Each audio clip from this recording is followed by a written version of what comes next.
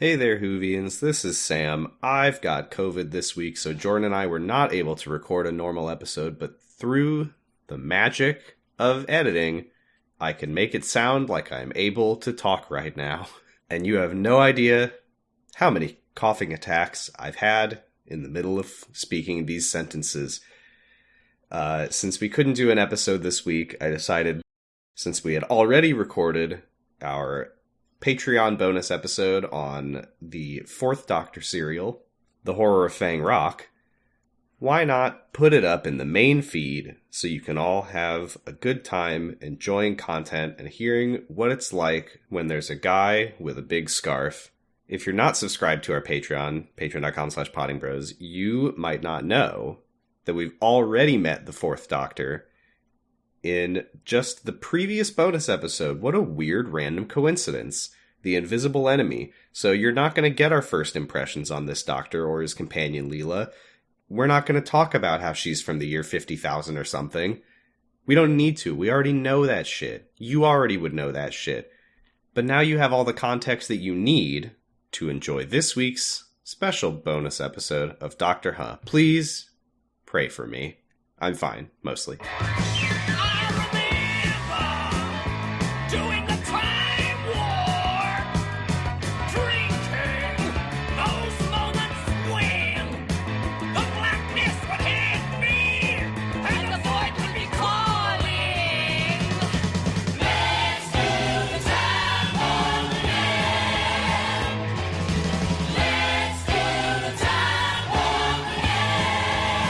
Activating big head mode, human. You are now entering Davros's archives. Enjoy, enjoy, enjoy. Oh, you know what? I think it was the Scarrow archives or something. Oh, okay.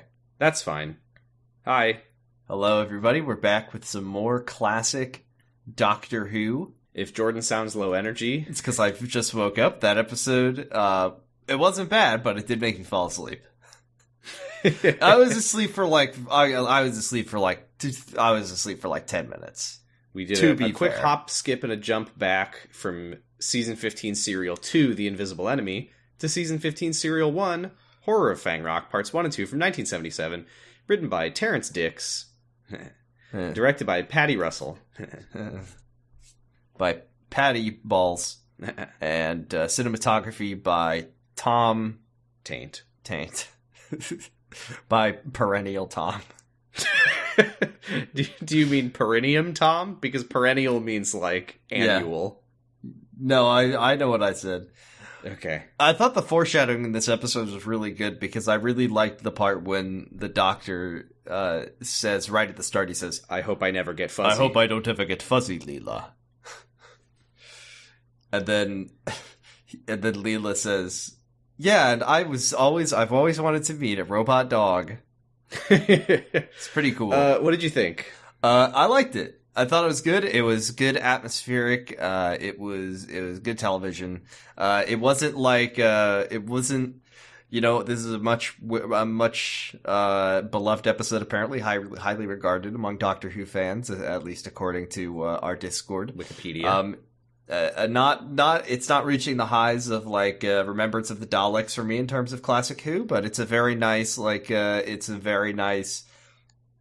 atmospheric, creepy, claustrophobic. It's set in this lighthouse. It's moody. It's great. I liked it. I'm gonna say this as diplomatic as possible. Diplomatically as possible. Couldn't understand a single fucking word of this episode. I hated it. I was absolutely bored out of my fucking mind. Are you serious? I know that I'm kind of the boy who cried wolf here because that was my bit for a few episodes. I found it interminably dull. I watched it over the course of, I think I watched the first episode a couple days ago, and then I watched the second episode today, and I was just thinking to myself the whole time, if I was watching this as intended on TV 1 week at a time per episode, I don't know that I would have come back. I don't know. Look, I'm gonna give people the benefit of the doubt. People love this serial. I want to believe that parts 3 and 4 are a fucking rip-roaring good time, but holy shit, I was so bored watching this. It's just people in a lighthouse alternating which of 3 rooms they're in for 40 minutes. And they bicker, and they bicker. They bicker about... I think that oil. Well, I think that electricity. My boat. No, my boat. Shut up. Shut up. Shut the fuck up. I liked it. I hated it. You really did? I'm sorry. I really want to believe that once anything happens in part 3, it'll be good. A dude died. And a boat crashed. Good, because all he did was say that he likes electricity for an hour. 20 minutes. He dies like 10 minutes in the episode. 10 minutes. It felt like an hour. God. I thought it was pretty interesting. It was moody, slow burn television. If we get parts 3 and 4 next week, I want to believe that I will like them. But, oh my god, I couldn't stand it. Really? Well. Yeah. Yeah. Sorry to anyone who likes this one. Sorry to you, my brother. Why are you apologizing? There's no direct insult. No direct insult to me.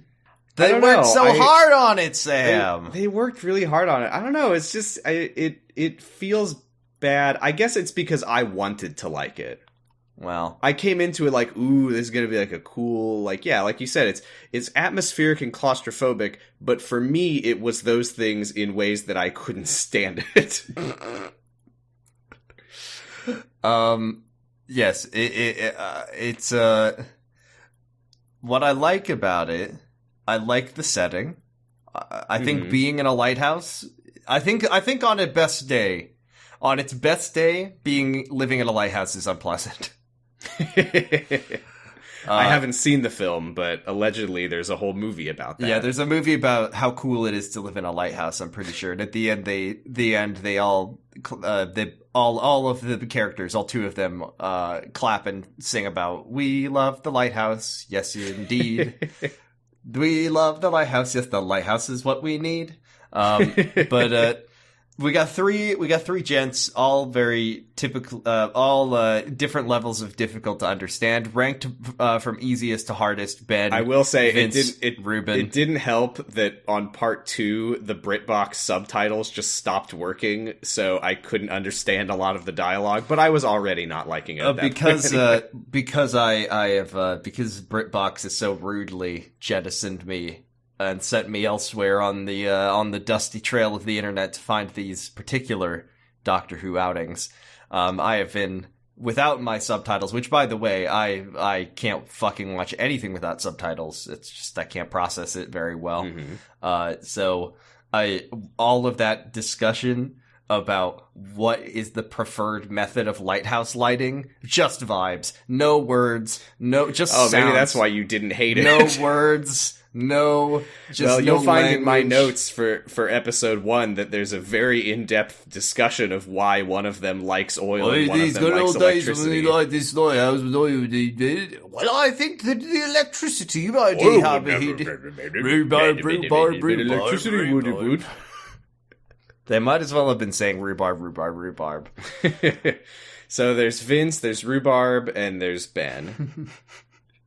Vince, Ruben, and Ben, but we'll call him Rhubarb just for... Let's call him Rhubarb. Let's just call him Rhubarb for a little bit of fun. We start this episode... You gotta do something for me to enjoy this. We'll give you, get your deck of cards out. Come on. Just get your deck of cards out. You could shuffle through that while I tell our friends about it. I am touching the cards already. Thank you very much. Fuck. Why we got it? Why does your fidget have to make noise? Couldn't you have a quiet fidget? Oh, I don't know. You probably wouldn't know this then. I'm always fidgeting with the cards. I just don't usually shuffle them. You need If you're listening to Dr. Huh, you are listening to a person holding a deck of cards.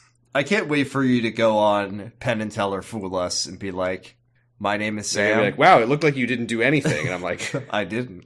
Wink. Is this your card? Shuffle. My ultimate trick, saying that I know how to do a magic trick. So, to take stock of the people who live in our lighthouse here, lighthouse of Fang Rock, which, once again, on its best day, living in a lighthouse seems unpleasant. This lighthouse is in a place called Fang Rock. These guys knew what they were getting into. Hey, do we have to call it Fang Rock if I'm going to live here? Can we call it something else? Can we call it Fun Rock? Can we call it Party Rock? Party rock has a lighthouse tonight. So to take stock of the men of the lighthouse, and a big pink light fell from the sky. This episode makes Sam lose his mind. Okay. I just want to see you stoke that. Okay, so we got Vince, the youngster, the young lad of the three. We've got Ben, the dead lad of the three, but he also, before he dies, he likes electricity, and I think he's like an engineer. That's on his gravestone. Before he died, he liked electricity. And then we've got Ruben, the old lad of the three, the hardest to understand of the three. Electricity. And he hates electricity. I liked it better when it was oil. Used to be oil, now it's electricity. What are we going to do about that? Talk about it, I suppose. I think this episode is set in, like, I don't know, the 1900s, 1910s, 1920s. Yeah, I think they said somewhere that it was like the 30s. It just bugged me because, because I think did Ruben say 8 years ago this happened? I thought he said 80 years ago, but then they said that it happened in the 20s, and I couldn't. Wikipedia just says early 20th century. Yeah, they're using Marconi wireless telegrams. They're eating out of a big jar of Bovril. Did you notice the Bovril? Well, that's just England. Oh, yeah, I remember when the Bovril came in a big burlap sack, it did. And we used to eat it with our hands. The pink light falls from the sky. Vince sees it and he's like, check this out, Rhubarb. And Rhubarb says, I've seen a lot of things in my time, but I never seen the color pink. But then we see a weird creepy eye watching the lighthouse from the ground. We don't see like the eye. We see like, it's kind of like, we see through the eye. Yeah, I kept thinking of it as Dalek vision because it's just like a vignette, like a circular vignette and with like a green something on the outside. We can just call it Glorbovision. It's just a placeholder. I like Glorbovision. Glorbovision. Then we get the we could call it Brendavision. We get Brenda's the horror of Fang Rock. We get about a tight 5. Felt like so much longer though. Where Ruben is saying that Ruben's like, well, when we lit the lighthouse with oil, it was much better, more reliable and better. And then Ben's like, well, actually, it was so horrible because it would be like the inside of a chimney and the smoke. They were dirty. They were dirty. Well, if electricity's so great, why don't you marry it? Maybe I will. I'll marry it tomorrow when I'm alive. I'd like to see you try. Well, I'm going to be retiring in one day from lighthousing. So Vince calls them from upstairs, and this has nothing to do with the episode, but I did love the voice tubes that they use. Yeah, you this blow was a it. thing. This is they're vapes. Yeah, they vape to each other from upstairs to downstairs. They have like it must be a real thing, but it's like you blow into into it. Voice tubes. You blow into it, and it like makes a whistle. And it's literally just a long tube, and you talk into it, and the person upstairs can hear you talk through it. Man, why do we even have technology? Why do we even have phones? I just talk why are we currently talking? You're starting to sound an awful lot like Rhubarb. I remember when we did our podcast through a big old tube. And the TARDIS is here. Oh, you're sounding more and more like PS1 Hagrid. Vince we have to go to Isle Emporium, Harry. There's Vince is telling them that a heavy fog rolled in, and then Ben's like, and it's also a very cold fog. Cold and foggy, and Ben's like, well, I was just up there, you dumbass. It's not foggy. It's not foggy. It's clear as night.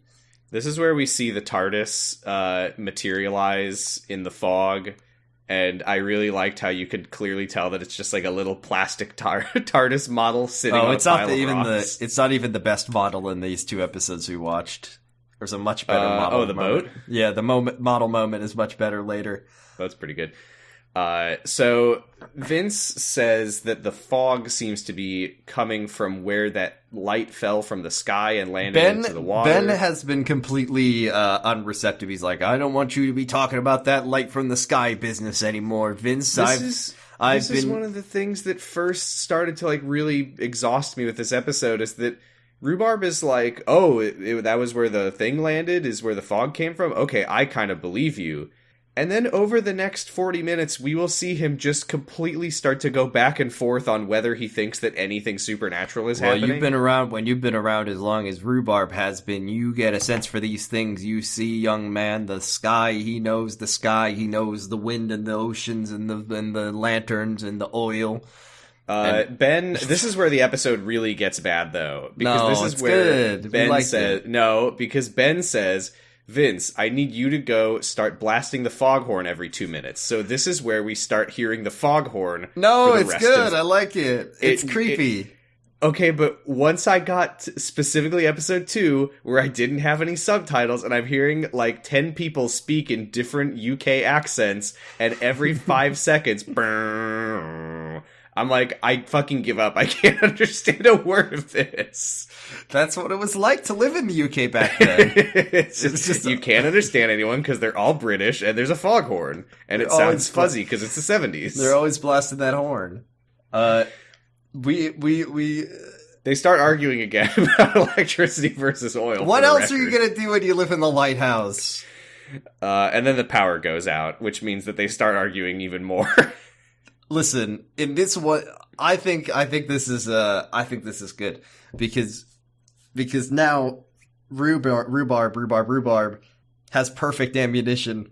First name Rhubarb, middle name Rhubarb, last name Rhubarb. My father was Rhubarb, and his father's father was Rhubarb.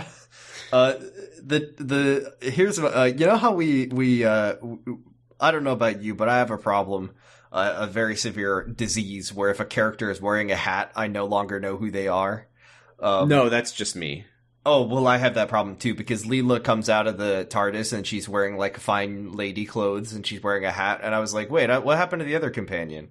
Oh, is this a joke? Are you making fun of me, or did you actually not No, that was Leela? really, I forgot that. I figured out it was Leela when she said, like, we should go into that lighthouse and kill everyone inside with my big knife. I figured it was Leela when she said, duh. Yeah, when she says, like, she said something about, like, engineering or something like that. Oh, yeah. We'll take the emergency exit, Doctor. Yeah, it's in my notes when it happens, but yeah. Yeah, I guess I knew it was Leela because I knew that Leela was the companion in this episode, and she gets out of the TARDIS. We get such a Tom Baker, Fourth Doctor, me an intellectual moment when he's like, "It seems that our TARDIS directorial matrix has been disrupted by some Earth atmospheric moisture conditions," and then she's like, "What?" And then he says, "We got lost in the fog." In it. Shots fired at Worthing because she's like, "Is this Brighton? You said I would like Brighton," and he's like. I do like that he's like, does this look like Brighton to you? And she's like, I don't fucking know. I've never been to Brighton. But he's like, well, it's definitely not Brighton. Could be Worthing. Did suck that? Did Brighton Worthing. come up in the last time that they? I feel like I know it's just like all of Series 15 is going to be them trying to get to Brighton. It's called Doctor Who Series 15: The Search for Brighton. So. He is like, well, let's just get back in the TARDIS and try again. But then he sees there's a lighthouse with no light. And he's like, well, we can see if they need any help. What was the city that Yaz, Ryan, and Graham are from? Oh, they're from Sheffield. I was like, are they from Scrimpton, Bindon, Gramford? Findom. little Findom on Thames. Loud truck outside. Shuffled. That's where you're from? So, we go back to Ben, who is checking the generator, and he's like, oh, it's still running. I love electricity, and I love being alive, and I love my wife, who I'm going to go home to see tomorrow. And then he goes back upstairs, and after he leaves the room, the front door to the lighthouse creaks open, and we hear a crackling sound, and there's an eerie green glow coming through the door. I appreciate the Glorbo, the Horror Fang Rock, who has the sense to hide in the coal cupboard, the coal hole, because he does. I believe he does come in through the, and I will gender him. It is a he. I'm sorry if that offends anybody. That he comes in through the front door and then he says, "I am going to kill Ben. I will hide in here." Ben goes back up to the kitchen, and Vince is there putting on a sweater, and they talk about how cold it is. He calls it it's his heavy jersey. Yeah. And they talk about how cold it is, and Vince is like, "Well, I'm glad you got the generator running." And Ben says, "Well, I didn't fix the generator." Then who was phone? Oh no! Then who was voice tube? It was tube. So Leela's like, "Oh, the lighthouse just turned back on." The foghorn starts going. The doctor explains what the foghorn is for, and she says something feels wrong here, and she can tell because she's really stupid, so she's able to tell this kind of stuff. She's Lex her alpha brainwave, yeah. The power goes out again. Wouldn't you know it? Jeez. Ben goes back downstairs. He says, I was upstairs, now I'm downstairs. Down I go to fix the thing. This is how it felt for me to watch this episode. It's just like, oh, he's downstairs fixing the power. Oh, time to go back up to the kitchen. Oh, the power went back out. Time to go back down to the generator room. When there's 3 rooms, what else are you gonna do? Is he gonna be like, well, I guess I'll get There's more rooms. We don't see the other rooms. There's like one other room. Let me see the sleeping quarters. Maybe something is happening there. They couldn't show it because all of the walls were plastered in very, very vulgar pornographic images. They didn't have a bed budget. They spent it all. They were saving it up for all the Dalek explosion effects that they would be using it several years down the line. So Ben goes back down to check the generator again, and then we see in Brendavision that the glowing green monster, it gets him. He opens the coal cupboard, the coal hole door, and he climbs out. The coal hole door. And Ben dies. I liked a nice little moment here is when Ben screams, but the foghorn covers. That is a nice. I would describe that as a nice little moment. It's a nice little moment. Very, very, very nice. I like it. It's very sweet. I was feeling nothing throughout this episode. The scream thing happened and the foghorn drowned it out. I was like, oh, that's a nice little moment. That's something. Let's see. We go back up 2 floors. I'm from the era of prestige TV. I'm used to seeing gore and penises and balls and all the Game of Thrones nudity. You wanted to see Ben's butthole. I wanted to see Ben's butthole, and there was supposed to be tits and dragons or whatever the official tagline of Game of Thrones was. I'm sure this was very exciting for cavemen to watch. If you sat Rhubarb down in front of a TV and he was like, oh no, is this one of those shadow boxes? They didn't play any pop songs. No, the pop songs came 20 years after the Blitz. There was no CGI. The CGI also came 20 years after the Blitz. That's what the doctor said to the little boy. He's like, don't forget CGI coming soon.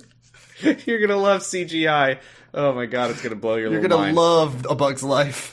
So, Vince is like kind of over the glowing light. He's like, I'm no longer interested in that. I'm bored. But Rhubarb is like, I'm very interested in it now. This is what he's like. I've been on this lighthouse for 30 years and I can see the weather from the sky and I'll tell you it was clear as a morning breeze. There was not to be no fog today.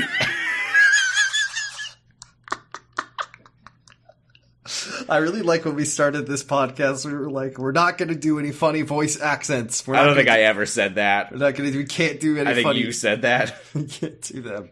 Roll back the tape. So Vince goes downstairs to check on Ben in the Benula room. Ben is dead. In the Benerator room. The Benerator, yeah. I can't believe it. Can't believe it. Can't believe he's dead. The doctor walks in. When the doctor comes into the Benerator room, which is also the front, it's the foyer, the entrance. Yeah, I was kind of confused about that at first. The fact that the front door just takes you through the big generator room. Listen, it's a little lighthouse. They can't waste. It's fine. Once I learned that, I stopped being confused. I was like, the doctor is showing up the moment that they discover a dead body. Surely they're going to suspect him of murder. And I was kind of right about that. Oh, this is where he's like, what's going on? The generator's on, but the power is out. What's going on? And Leela's like, I don't know. I'm no technician. And then he's like, you're a fucking idiot, Leela. And he starts attacking her with a knife. He kills her. So he very respectfully is like, well, I'm not going to fuck with these people's lighthouse without even talking to them first. So they go upstairs. They bump into Vince. Hey, I killed your guy. They say, that they are misled mariners, but Leela doesn't quite. I mean, she's not very smart. She's like trying to say like, we're time travelers. We're on the TARDIS, and the Doctor's like, shut up. It's never not funny to me. This is my favorite moment in the episode, is where the Doctor, for literally no reason, just grabs a bowler hat off of the fucking hat rack on the wall and puts it on. When you have been around as long as he has, you're always down to try new things with your style. I don't know why he does. There's no explanation. Is this gonna be given. He's like, is this my new thing? Is this my thing now? No, he's like, trying it out. I feel like I've had this scarf for a while. The novelty of it is kind of wearing thin. I need a new affectation. He takes out his snow globe and his 3D glasses and his fez. Someday. He grabs a fez off the hat rack and he says, I'll hold on to this for a little while. I like when he says something to Vince about like, oh yeah, early generators aren't so great. And he's like, oh no, this is the latest modern design, sir. And he's just like, you fucking idiot. It's like me using my iPod Nano in 2007 and being like, nothing will ever hold more MP3 files than this. There will never be a device with more gigabytes. You will never be able to play more mini games on a device. 300 megabytes. So what happens next? Vince tells them about the other two at the lighthouse. There's an old man upstairs, and he's very set in his ways. And there's a guy on the floor, and he's very dead. This must have been like some like phrasing changes over the years, because I don't really know what he was getting at, but he's like, old Ruben upstairs, he's absolutely killing himself right now, and Leela's just like, oh no. Is he saying he's working hard, or he's stressing out, or... Yeah, I don't know what it meant. He's having kittens. Leela's like, oh, that sucks. He's in the bathroom having kittens. So the Doctor's like, oh, where's this other guy, Ben? And Vince is like, you didn't bump into him in the generator room? And Leela's like, no, and he can't have been outside because I'd have heard him with my stupid ears. So the Doctor's like, is Leela's character like she's a RPG character who put no points into intelligence and all of her points into perception? I guess it's when you have your set level of your special points, that's why Leela is so intuitive and also I think that's exactly what it is. Playing low intelligence characters in RPGs is incredibly fun, and I do like doing it. I'm with you, Leela. I love playing as a fucking idiot. I actually never do. I usually play high intelligence. Well, look at you. Because Fallout, you get more stats if you have high intelligence. I once played a Fallout character who had very low intelligence and also like 99 medicine. Just a doctor who's a fucking idiot. One thing me understand, and it all medicine. Just sitting at the door, opening it the wrong way so hard that she ripped it right off the hinges, and then she's like, "All right, I'm ready to operate." So the Doctor says, like, you two wait here. I'm gonna go look for this Ben guy. Vince says to Leela that it's really nice to see a new face on here. He jokes that I like this. He's like, sometimes I get so bored talking to Ben and Rhubarb, that I'll talk to seals just for a change of pace. And Leela's like, well, that's fucking stupid. You should speak to the elders of your tribe instead for a change, fool. She's like laughing sinisterly, like, you fool. I know the way. I spoke to my elders. These potato crisps have a high level of sodium, or the sodium chloride content in these chips is a little high for my taste. So she does like a funny like caveman thing. She starts taking her clothes off. Right, she's like, "Get me some dry clothes, please," and just starts taking her clothes off. And Vince is like, "I've never seen a woman before. Sorry, I gotta go. I haven't seen a woman in 8 years." The Doctor goes downstairs outside, out through the front door, and Ben, are you dead in there? Are you dead out there? Yes. I'm dead. Sorry. Okay, thank you for letting me know. And he goes back in, he closes the door, the lights come back on again, and Vince comes back down, and he's like, oh, you fixed the generator. Leela is now wearing what I assume is an extra set of Vince's clothes. No, she's wearing Ben's clothes. That's very disrespectful. Yeah. But he's like, oh, Doctor, what are you kneeling over? And he's like, Ben. Ben, Ben was just like behind the generator, and he got zapped to death by Glorbo, the horror of Fang Rock. Yeah, but the doctor, all he says is that it was a massive electric shock. Vince is like, well, that can't be right. He was so good with that generator. It was the newest model. And the doctor's like, well, electricity is a funny thing. He goes really weird on electricity later, which is fun. But I feel like he's like, you should go upstairs and tell Ruben. He's gonna love this. He's gonna lose it. He's gonna be so happy. He's gonna say, I told you so loud that any ships coming this way will know that the lighthouse is here. Did you not notice that the foghorn at a certain point turns off and it's just replaced by Ruben going, I told you so. Told you. He pulls Leela aside and he says, grab a shovel. We're going to check inside the coal hole. I didn't know what a coal hole was. I'm assuming you didn't know what a coal hole was. I mean, I figured from context that there is a room in the lighthouse that's full of coal and they could use it to stoke the boiler, but it's there's a coal bunker under the lighthouse and the coal hole is like the metal hatch, like a manhole cover kind of. As a locomotive. If you're interested in seeing various coal holes, you know that there's weirdos online who have galleries of coal hole JPEGs. As a locomotive enthusiast, I figured it was something like that. Yeah. So Leela asks if it's a sea monster. No, and the doctor's like, God. The sea devils are lovely, peaceful creatures. Leela, they would never. You fucking idiot, Leela. Why do I bring you on these adventures? Did you see sea a wet monsters spot on the can't floor? open doors and turn lights on and off. He points out there's no like wet spots on the floor, no laser swords, no giant sea monster phone. It's a sea monster that's wearing dry shoes. God, Doctor, you are so close-minded. He obviously put towels down. I think what did he like finds Ben's lantern on the ground and it's like all melted and fucked up. Is that what that was? He's like, could a sea devil do this? I like that we're just assuming he's specifically talking about sea devils now. Ruben smugly at the top of the he's like, well, I don't know about that. Ben knew that machine better than anyone, but there's no. And then he says, that doctor fellow isn't foreign, is he? Doesn't he accuse him of being like either a Russian or German spy? Yeah, he says to Vince, he's like, because Vince says like, oh, I don't know, but his friend kind of talks weird. And Rhubarb is like, they might be spies. I don't know why they would be at this lighthouse, but he thinks they might be spies. Vince wants Rhubarb to signal to the mainland that Ben has died. He says, I'll do it in the morning. I really love that Ruben is just like, no, not right now. I'll do it later. I remembered why he didn't want to do it right now is because to do it now, they would have to use the electric telegraph. Oh, and he wants to semaphore. Whereas if they wait until morning, he can use semaphore. Right, he's an old soul.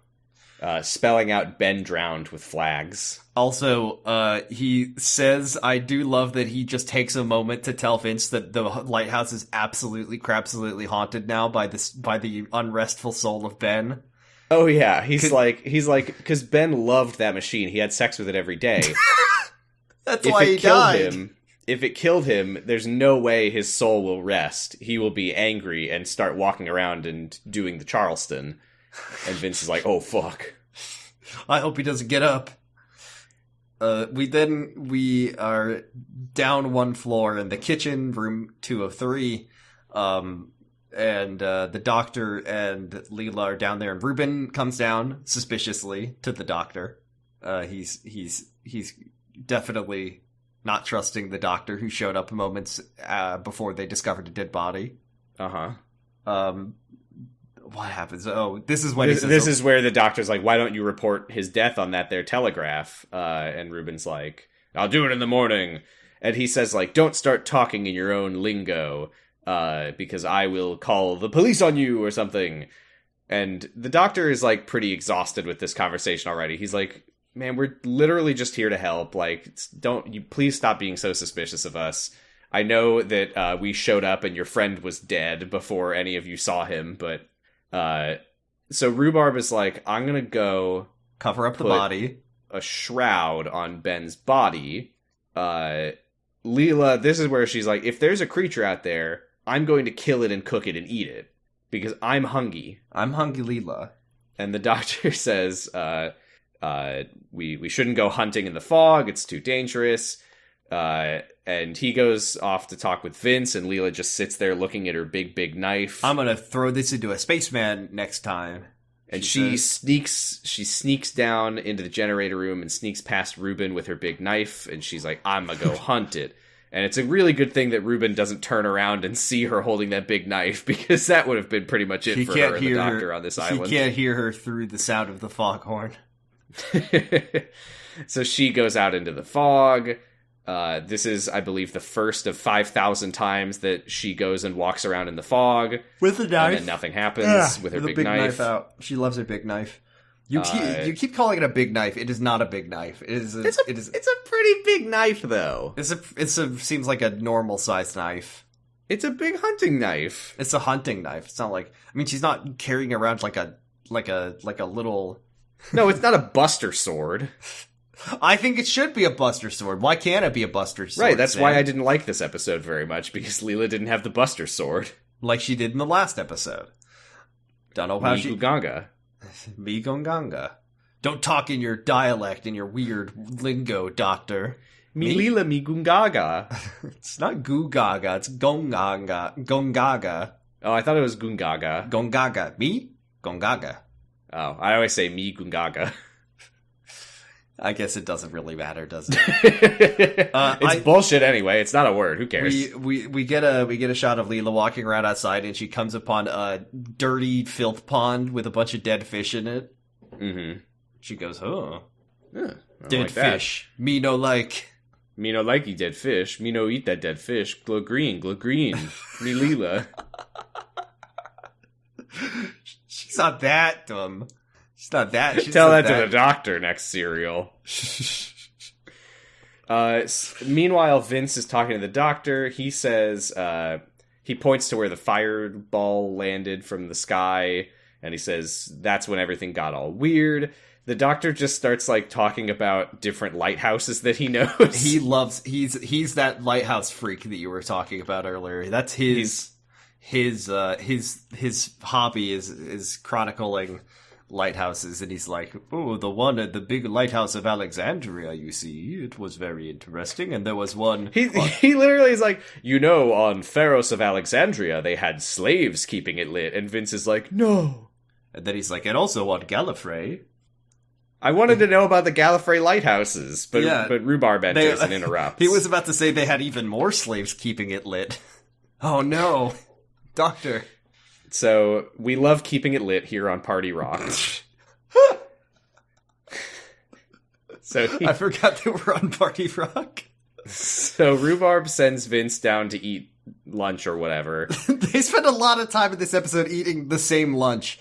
Because every time I mean, just let him finish his soup, please. That's what I'm saying. The whole episode is people going upstairs and downstairs and eating lunch and then being like, I'm here to take over. You could go eat lunch. Then they go eat lunch again. They've got a big pot of soup and they're ready to chow down. Let them eat. He's like, Doctor, you should go eat too. And the doctor says, no, I'm good up here. I'll hang out with you, Rhubarb. We're still, I'm like on food watch for the doctor. Does this man have to eat? I do not know. I really don't. I don't know if we've ever seen the doctor eat. Have you ever seen the doctor and a plate of spare ribs in the same room? That's what I thought. It's because he eats them so fast you can't even see it. So Vince is the doctor can only eat foods that make you real slopped up, like buffalo wings, baby back ribs. That's why he has that scarf. He uses it as a bib. Ugh. You don't like that? I don't like thinking about his saucy. You don't like scarf. Using a big knitted scarf as a napkin to wipe away barbecue sauce off your face. Actually, I don't think I like that very much. So Vince is walking down the stairs and he hears a weird scraping noise. And Leela is looking around for the creature. We see through Brendavision that it's like stalking her from behind. And then Vince goes down to the generator room and sees that Ben's body is gone. Well, faith is the place. And he calls up on the voice tube. He says, Rhubarb, I think Ben is doing the Charleston somewhere. You said that he wouldn't like it and he doesn't like it. No. He's not doing the Charleston. Think with your brain. Where are they? every day shuffling. That's the foghorn. That's the foghorn. So Leela walks back in, and she's got her knife, and she's like, come out here, Vince. And he's like, okay, I'm sorry. Sorry, Leela. So the doctor points to the fog and says there's a light out there in the fog. Ruben is vaping, and the doctor's like, Ruben, come here. Look at this. Maybe that's where all the fog is coming from. It's from the vape tube. Ruben, you have to stop vaping.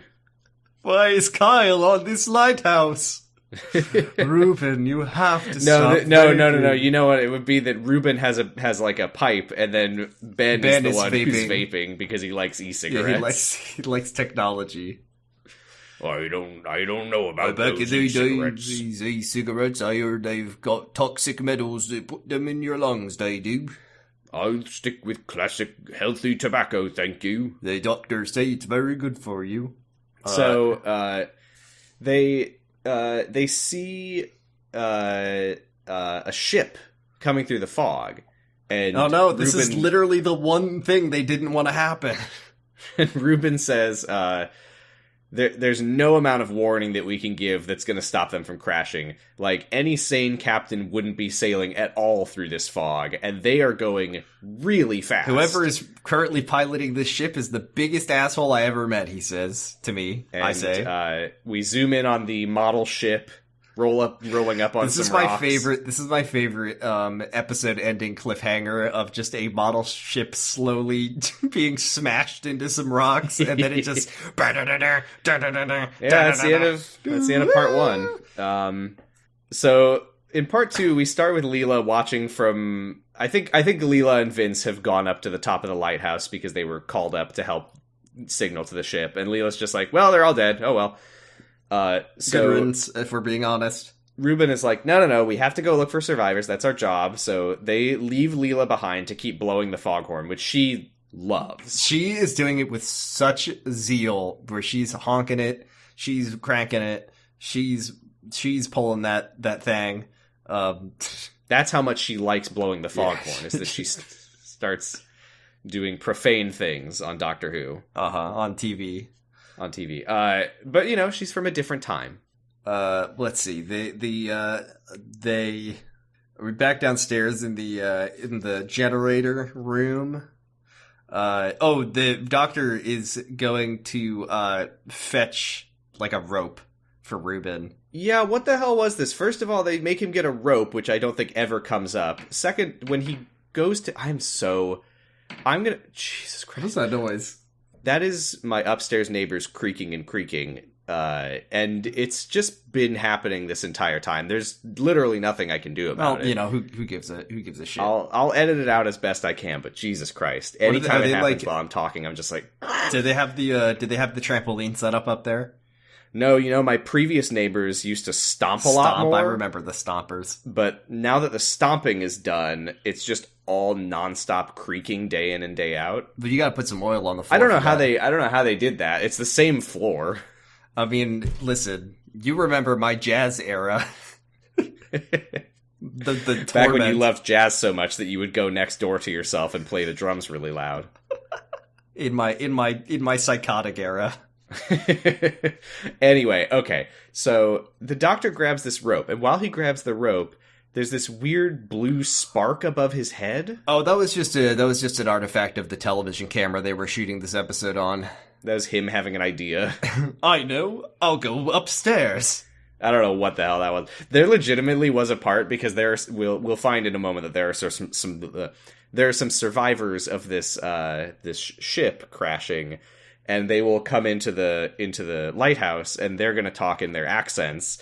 And there was a part where legitimately I thought like the episode skipped because I found one of their voices so incomprehensible that I was like, I skipped back to listen again. Thankfully, you've had their names written down because, well, okay. I got their names off Wikipedia. Otherwise, I would never have understood them. Real quick, let's see. So there's the Lord Henry Palmerdale, his secretary Adelaide something or other, and then there's an old military guy named Colonel Skinsale, which is my CSGO gamer tag.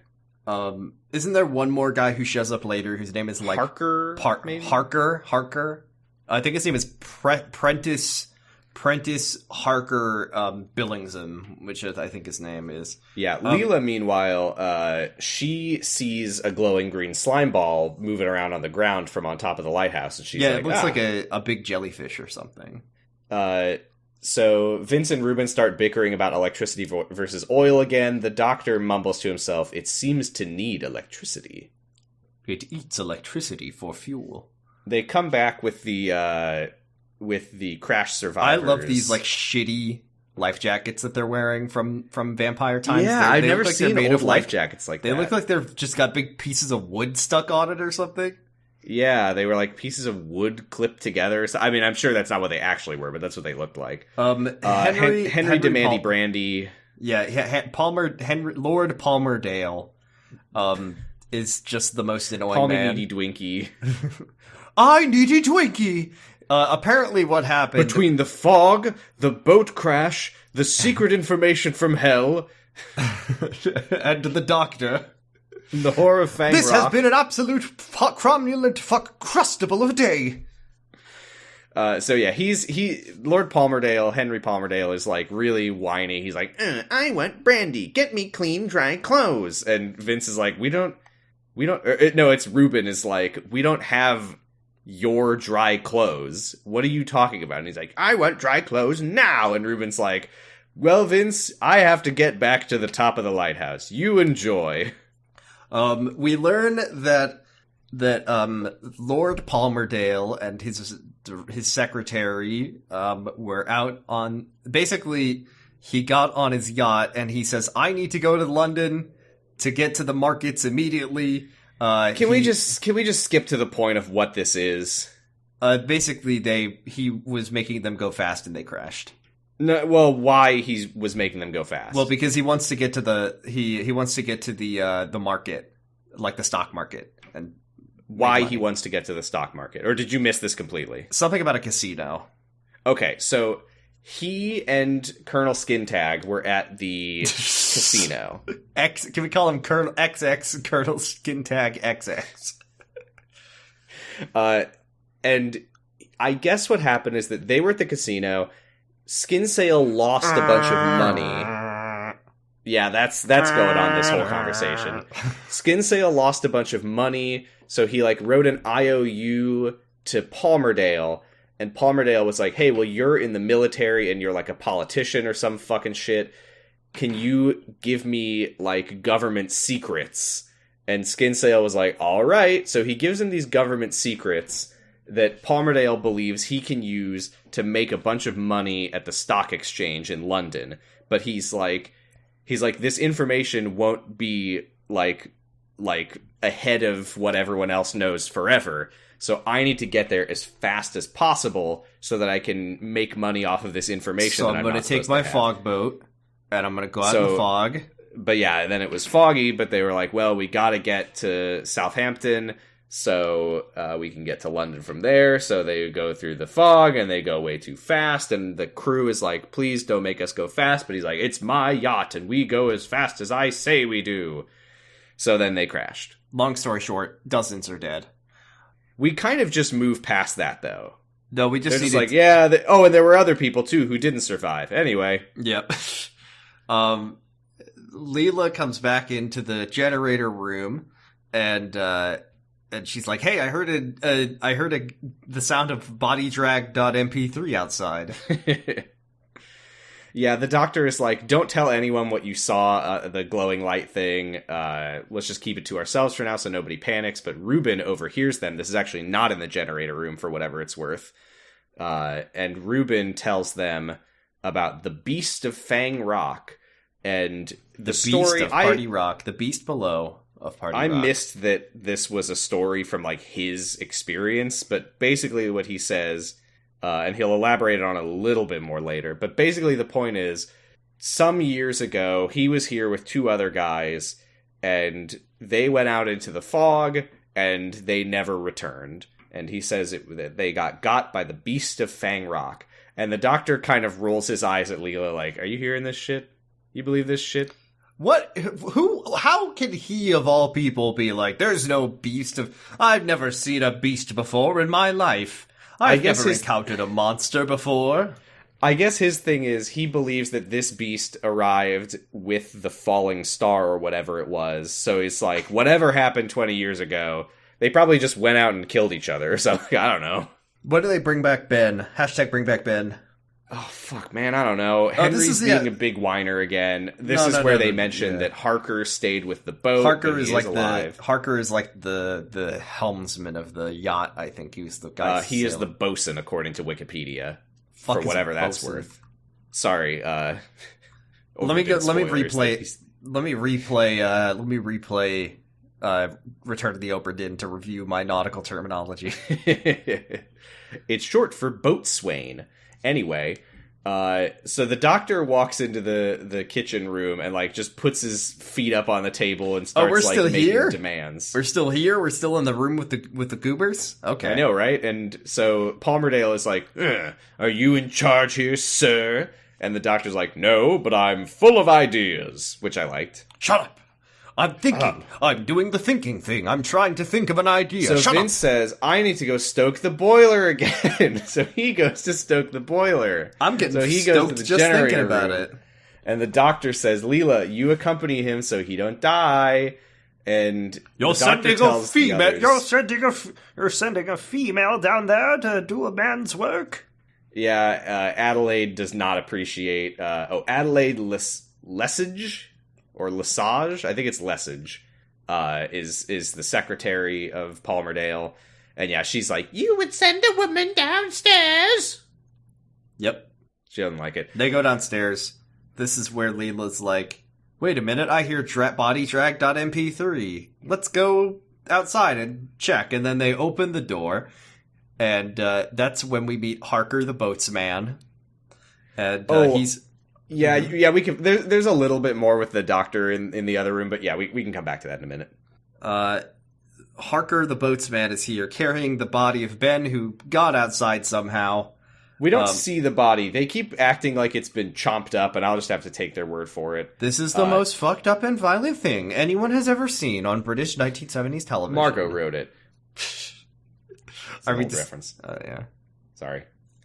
So he says that he found the body floating in the water, and he's like, I've never seen the sea do this to a man. It's been recently motorboated. The doctor, who is now here, sends him up to eat soup in the kitchen. So Leela asks if the beast of Fang Rock did this, and he's like, there's no beast. The people here are as primitive and superstitious as your people. Be nice to Leela, doctor. You idiot. He, wants to examine the body, but he's like, we can't let Vince see it, so they hide it for now. He's a delicate young man. They don't want to scare him. But then Vince catches them with the body, I think. He doesn't see the body. He doesn't know what's happened to it, and neither do I. But Leela says, Harker brought Ben's body in, and no, it wasn't walking or shuffling. And they just, start arguing about superstition, and the doctor looks like he has a headache. So going back my brother sounds like he has a headache. To the conversation between the doctor and all the boat people, I really liked how the doctor is kind of just he's kind of just fucking with Palmerdale, because Skinsale and Palmerdale start arguing about their different backstories and whatever, who cares? And then the doctor is like, oh, I just realized. And they're like, what? And he's like, we haven't been introduced. Palmerdale's like, oh, for fuck's sake. So they introduce themselves. This is where we get the story about the casino and blah, blah, blah, blah, blah. And he needs to get to London. And the doctor's like, oh, you need to get to London? And he's like, yes. And the doctor's like, well, you have no chance in this fog. And he's like, oh, man. Well, that fucking sucks. So Palmerdale is talking to Horker. And he's like, we're leaving, fog or no fog, as soon as we've rested. And everyone's like, what? That's not okay. There's no way, not in this fog. Palmerdale's like, that's an order. This is my boat. And Skinsale's like, sounds like you're being mutinied, fool. So that's that. Pretty funny. Owned. Got him. This is the part where the doctor tells Vince, I don't think that the electric shock killed Ben. I think it stunned him, and we thought we found his corpse, but he was actually still alive. And then after we walked away, he got up, stumbled outside, all confused and brain scrambled, and then just fell into the sea and drowned. And Vince is like, but that can't... And the doctor's like, that's just how electricity is sometimes. And Vince is like, oh, okay. I trust you. He's a young growing boy. We don't want to torment him with these ideas of death. You would know better than me, I suppose, Vince is Doctor. like, I'm sorry. I love that Vince is like little boy mode for the whole episode. He's like... Vince gets fully gaslit here. He's like, I'm sorry. I guess I was being really stupid, Doctor. I'm sorry. And the Doctor's like, yeah, don't worry about it. It could be worse. You could be Leela. I kind of like this line where Leela's like, why didn't you tell him the truth? And the Doctor says, because I don't know what it is yet. Yeah, the Doctor does love to lie to people. Every time the Doctor lies to people, I just recall that line that he said, if I told the truth all the time, you wouldn't have to trust me. And it's like, I fucking hate that so much. I hate that so much, Matt Smith. Can we just skip this shit with Palmerdale arguing with who cares? They're just like, He's I'll mad. report you to the Lighthouse Association. The only thing that really happens here is that they call Ruben to ask what their sleeping arrangements will be, and he says, we have a secret bedroom that's off screen that we won't see, and you can do whatever the hell you want. I like that there's this whole thing that's like, the woman has to sleep in her own private room. I don't fucking know. It doesn't matter. It has no bearing on anything, and I don't care about it. So Vince at that point points to Ruben and is like, the Doctor and Leela are walking around outside in the fog. And Ruben's like, well, good luck to them. The Beast will absolutely kill them both. And then Vince is like, I don't believe in the Beast. I've always said that I believe in science and rationality and nothing supernatural. Smiling serenely. Trust the science. We trust the science here. Ruben, reiterates his story about the Beast. And he says, it was a night just like this. The Doctor and Leela are outside, walking around. Leela's got her big knife so she can shank the fuck out of the monster if they see it. The monster that she still doesn't know what it is. She's just like, this knife should do it. It's never failed me before. It's gonna go right through the blob. The Doctor holds out something that, I think it's just a compass, but he acts like it's something else. He's like, oh, it's picking up a strong electrical field. It would be enough to kill a man or a big hole full of fish. Because they're back at the fish hole, and it's green. Oh no, the green is the scariest color for a thing to be. And they walk away, and then it gets green again, but more green. And Skinsale walks back into the kitchen and says, I tucked Adelaide into bed, and she's going, me, me, me, me, me. She's in her Hongshu era. They get more into their backstories about the military and such, and you might notice in my notes this is where I started to get really fed up and stopped writing it down. It doesn't really matter. They're just talking about their backstories. It's sort of a tone piece. It is sort of a tone piece. It's all about and I think that they should atone for this piece. I thought you were going to say I think they should have toned it down. They should have toned the foghorn down for the second half of the episode. What? So Skinsale kind of coaxes. His fucking name is so horrible. His name's Skinsale. Colonel Clips for Sale. Colonel Clips for Sale says, he's like, if you don't get to London in time to use the information I gave you to strike it rich, then that's none of my business. I made good on the IOU. I don't care what happens to you next. And Palmerdale's like, well, I'll tell everyone that you gave me state secrets. And Skinsale's like, why would anyone believe you? By the time you could tell anyone, whatever the information is will be common knowledge anyway. By the time you tell anyone... Is it just insider trading? I don't know what the fuck they're talking about. Never mind, I actually just realized I don't care. He does call Palmerdale a nobody and a jumped-up little money grubber, which I liked. And he says, if you try to slander my good name as an officer and a gentleman, I'll sue you into the fucking dirt. Yeah, he says, if you accuse me of doing a crime on your podcast, I'll sue you personally. It's convicted insider trader, yeah. Colonel Skinsale. Colonel XX Clips for Sale XX. Leela and the Doctor walk back in from outside, fucking again. Where else are they gonna be? They have to go back into the room where the people are. I don't understand why you're like, oh, they went outside and then they went inside. And then because they just keep doing it. She just walks out. She's like, got her knife, and she's like, I'm going to look around outside. And then she doesn't find anything. And then she comes back inside. And then she's like, let's look around outside. And not then they look around and they don't find anything. And they walk back inside. Bing, bing, bing, bing, bing, bing, bing. Not everything has to be explosions and breasts, Sam.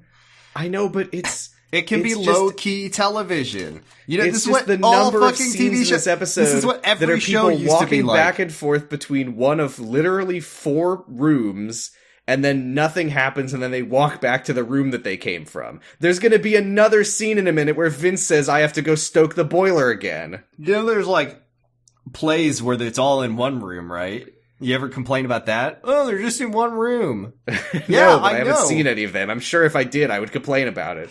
I don't know if that's true, but I don't know. It's just I was so bored. Oh my god, you and your I'm fucking sorry. I millennials respect that and people like this. That they like the millennials cereal. and your everything's got to be right now, big and loud. You would with your Marvel movies and your. I know you fucking love the trash that was Marvel bullshit crap. Yes, I famously have watched every MCU You movie, love- and I like all of them. You're always like Guardians of the Galaxy, so good. It's so funny. They're funny and it's cool and action packed. I remember anything about it from when I saw it.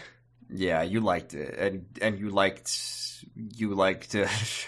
Yeah. What else did I like? you liked Doctor. You said Dr. Conda forever is what you said. Is what you said when. I don't know what that one means. Oh, have you never seen Ruth Conda forever? I've heard people say it. I don't know what it is. It's an all-time great tweet. I'll send it to you. Oh wait, no, I have seen it. Was it like when Ruth Bader Ginsburg died? Some lib tweeted and my daughter said Ruth Conda forever. It was like I told my daughter. It's something like I told my daughter that Ruth Bader Ginsburg had passed away, and she did the Wakanda salute and said Ruth Conda forever. And this is the kind of cross-cultural. And that was me. It was like this is the cultural crossover that we don't deserve or something. And yeah, and you were the little girl that said Ruth Can Conda confirm forever. I was child. Can confirm I was the guy doing push-ups the whole time. I could never do as many push-ups as that guy did at Ruth Bader Ginsburg's grave. Some say he's still doing push-ups there to this day. So the doctor that is, not the push-ups man, guesses that's gonna be what the happened. joke. That's gonna be a Capaldi or like that's a Shuti Gatwa season where he's like, he's gonna say a line about, you know, when the doctor's like, oh, who said I wasn't Banksy or something. He's gonna be like, I did push-ups at Ruth Bader Ginsburg's grave. I was Ruth Bader Ginsburg's trainer. It would be funny if I'm going to give an example of Peter Capaldi because I don't know what a lot of the other doctors have, the doctor actors have been in. It would be funny if there was an episode of 12th Doctor where he was like, pardon me, whoever my companion is, played by Matt Lucas. I have to go film this movie I'm working on called The Suicide Squad. Oh, the doctor says this in real, like he is the actor. If the 12th Doctor was Peter Capaldi. So would it be like David Tennant is like, I've got to go voice Scrooge McDuck on DuckTales. Yeah. That would be interesting. That's why the 11th Doctor couldn't reincarnate because he was busy filming House of the Dragons. I thought you were going to say that's why he couldn't reincarnate. He was too busy playing Doctor Who. House of the Dragon? Dragons. House of the Dragon. Singular. House of the Dragon. Sorry. Hot 3 D. head, 1 body. It's called Hot D. Anyway, Hot D. So the doctor says that what he thinks happened is that what Leela saw was the Beast of Beast Rock carrying Ben's body away under the sea to examine it for something. And he thinks that the beast will come back soon. He guesses that the falling star was a crashing spaceship, and that it was attracted by the big electric generator, which there wouldn't have been a lot of those in this time period, I guess. He says that it's keeping out of sight and spying on them, just waiting to attack, and he thinks that it's probably learned everything it's hoping to learn. And it put all the fog here to disorient them, and it's probably going to attack for real any minute now. Yep. And Leela says, "Be not afraid, Doctor." Isn't that like a biblical quote? Is she from the Bible? I don't fucking know. She just says, like, don't be afraid, doctor. And he's like, why did you say that? And she's like, I don't know. Don't be afraid. And then the doctor says "ya," and he runs and he spells out "ya" in the grass as he runs. What does she say here? He's like, don't tell them that there's a monster from space attacking. And she's like, why not? We're from space. And he's like, we're all in space right now. Everyone's in space. We're all from space. Earth is in space. You know what I mean? So all the boatmen are snoozing in the kitchen, and Palmerdale wakes up Harker and says, you can use the telegraph, right? And Harker's like, yeah. And they're like whispering because he doesn't want to wake Skin Man. And he's like, I've written you a coded message. Can you transmit this to my stockbroker in London? There's a lot of money in this, and you'll be rewarded very goodly. And Harker is like, oh, you've got some fucking nerve still trying to do whatever London thing you were trying to do after you killed our captain by crashing the ship. He was like begging you to let him slow down, but you just kept making him speed up more and more. And things start getting heated, and they start raising their voices, and then Harker just fully starts strangling Palmerdale. I did like that, and I wish he had finished the job. And the doctor is not based for stopping this from happening. Yeah, but Skin Tag wakes up anyway from this, and he stops the choke. And the doctor, what does he say? He walks in and he's like, none of this is important right now. We're all going to be dead by tomorrow. We might all be dead by tomorrow morning. Ha ha ha. And he like smiles and laughs and is like, does that get your attention? Anyone interested? Something like that. We then see Glorbo Vision again because we got to know the Glorbo's out there. It's getting ready to attack. Sam, your favorite thing is about to happen. All right, young man, you go down there and you stoke that boiler. Yay, he's stoking the boiler again. I'm getting stoked just thinking about it. They talk a little bit more about the first time that the beast attacked, and oh, good. I'm glad I'm getting this story for the third time. And he's like, "Back then, all those years ago, you know." But he realizes that he's scaring the shit out of Ben, so he's like, "I'll go get the boiler. You can just wait up here." He's like, "Actually, I just remembered. Nobody died. In fact, 2 people came back to life." And they had a baby, and the baby was taller than anyone I've ever seen. The biggest baby you've ever seen, 10 feet tall. So the doctor tells everyone, like, no one is to leave this lighthouse for any reason. This Palmerdale is just like the no, I am going to leave this lighthouse for every reason. This is just like the Kyle XY episode, which I think was called Lockdown? Sure. Or possibly Grounded? I think it was called Lockdown. And Palmerdale says, I'm going outside, and then... I have to go watch the Lost Marathon. Ruben's like, the beast is killed, he's on out there, he's gonna kill you, I know it. Yep, that happens. Oh, but I did like the part when, after Palmerdale having a hell of a night, because first Harker tries to kill him with choking, and then, this is my favorite part in both episodes. Is the part when Palmerdale... It honestly doesn't matter what he says. He opens his mouth to say... He calls them fools and says he's leaving whether they like it or not. And then Leela pulls out her knife and pulls it and holds it to his neck. And then she says, shut the fuck up or I'll kill you with my knife. Yeah, she says, silence, you'll do as the doctor says or I'll cut out your heart. And the doctor just shrugs and says, well, you heard her, Henry. It all of a sudden gets cold again. Leela's like, brr, having a and Skinsale's like, I don't feel anything. And the doctor's like... I trust Leela's senses more than I trust your senses. She's got 10 perception and 1 intelligence. Adelaide walks in and says, what's going on? I wake up from accidentally falling asleep here, and I say, what's going on? Ruben is downstairs. He's stoking that boiler, and the lights start flickering, and he's like, electricity. And then he crosses himself. He does the sign of the cross. He goes outside, and then they all hear him scream. Curse you, electricity! Damn you, generator!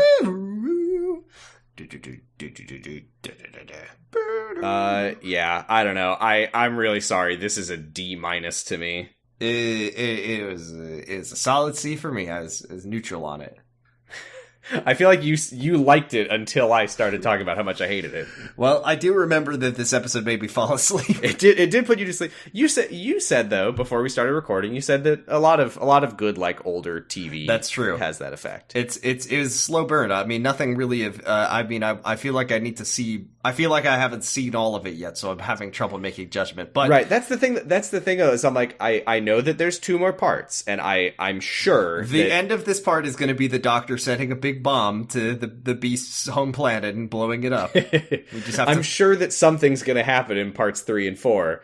It's just like, we've said before, like, oh, we're not really watching it as intended or whatever, but we're watching this more than as intended. We're supposed to watch 1 episode a week, and we watched 2 in one go, and I was still like, oh my god, nothing happened.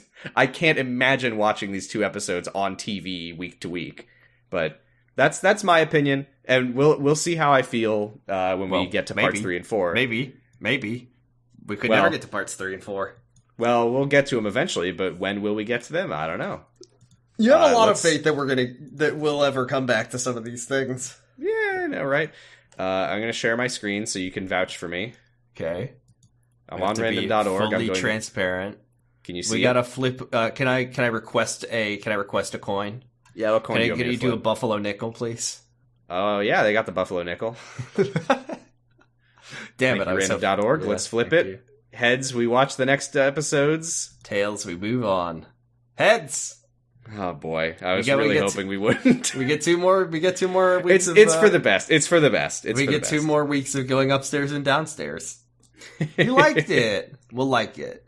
You'll like it. I really am still hoping that I will like the second half. The buffalo nickel guided us true. Thank you. That's a 1935 buffalo nickel. Indeed, it is. All right. Well, that's it for this week. We close. Next time we will be back with parts 3 and 4. We eject the VCR tape from the we eject the tape from the VCR and put it back on the shelf where it belongs. And next week we will return with parts 3 and 4 of Anthem of Party Rock. See you next time. Thanks for the money, suckers. Thanks for the money, suckers. Sorry if you really like this cereal. I do genuinely feel bad about shitting on it this much.